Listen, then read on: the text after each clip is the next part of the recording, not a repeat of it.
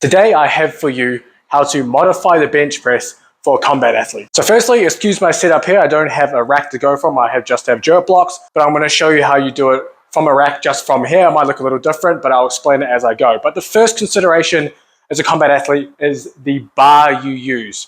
In an ideal world, and in my opinion, I would never even bench with the straight barbell. I would do everything with either a fat axle bar or with a Swiss bar or football bar with the different grips.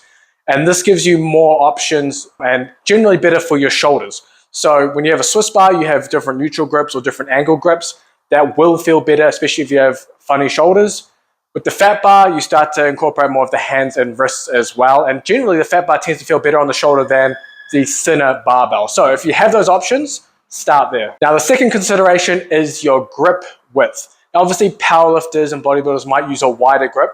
One, because powerlifters are looking to shorten the range of motion. They're trying to lift the most amount of weight possible when they bench. Bodybuilders tend to have a little wider grip because they're trying to stretch the chest and trying to grow the chest muscles while doing the bench press. You as a combat athlete don't give a shit about either of those.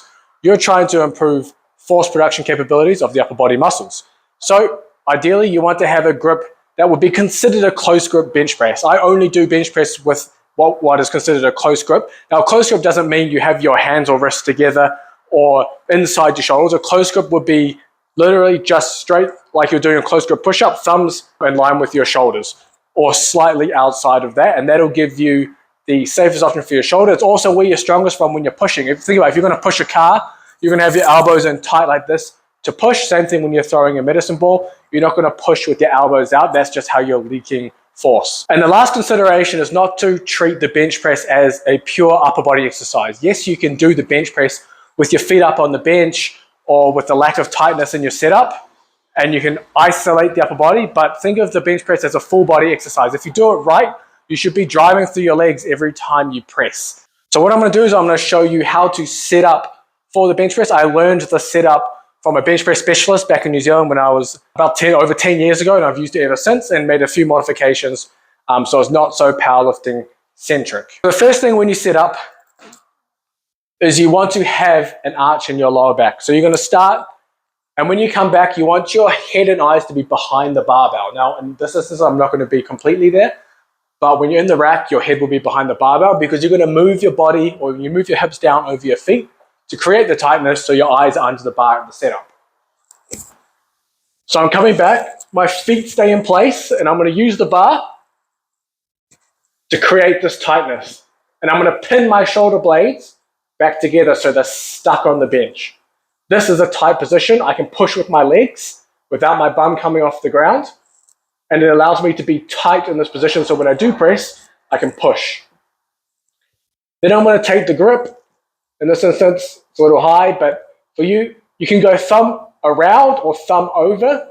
I've found that having the thumb over feels better on my shoulders, so I'll use that false grip. You're going to pull over the bar out of the rack, and you're going to pause for a couple of seconds before you press.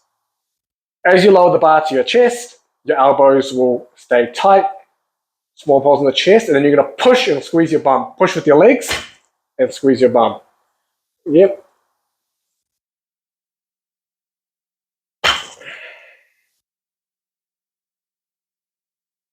So as you see, when you're pressing, you're pushing with your legs, you're squeezing your bum.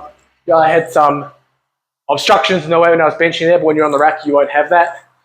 So it's important that you stay tight as you lower the barbell towards you. You shouldn't be, if you're loose in your setup, your shoulders won't stay packed, and you might run into issues where you have funny shoulder pain. When you pin your shoulder blades back, it allows you to open your shoulders up, and it just feels a little bit when you get to the bottom.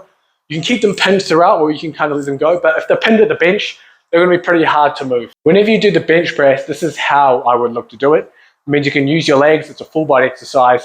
It does require a little bit of mobility in the lower body to do it, but you'll get there as you practice it. If you do really struggle, wearing weightlifting shoes with a raised heel can also help in this position.